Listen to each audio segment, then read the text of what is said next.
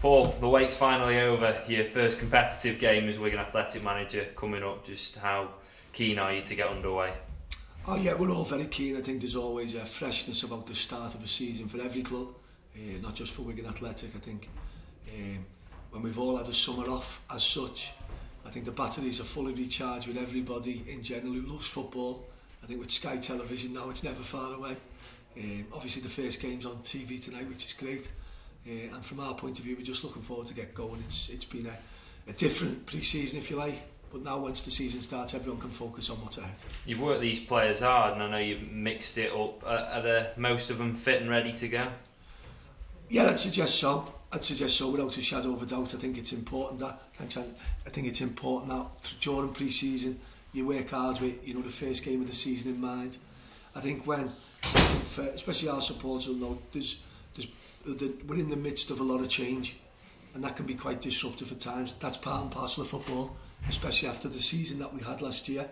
No blame attached to anyone. That's the position we all find ourselves in, and we must work through this period of change, and certainly then look to a brighter future for us all. I think it's important to stress that there is no quick fix here. It is going to take time for you to get what you want across. Well, I think as a manager, you learn quite quickly now. My message to our supporters will be about positivity and change at the club.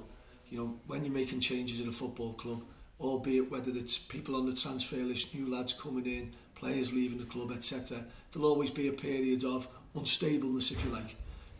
Managers are always working towards being successful. Without pain sometimes there's no joy. We're going through a period, a little bit of pain now, but I predict personally for myself a really bright future for the club. We've got a fantastic football club. You mentioned new players there. A few have arrived this week. You must be happy to get them over the line ahead of the start of the season. Well, it's difficult. I think out there everyone knows our squad is too big. There's no problem with that, and that's great credit to the chairman, and the rest of the directors and the people who run the club, that we've been back, managers have been back so strongly to bring so many players in. Naturally now we must see people leave the club over a period of time. That might be this week, it might be next week, it might be the next window, it might be the end of the season when people's contracts run out. That's the nature of football. But what we're looking forward to now is working with a group of players focused on trying to deliver success for the football club. On to the football. Milton Keynes DONS away.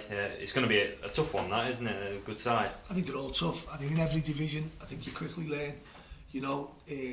After 3 games at Portsmouth last year, we were second bottom with a point.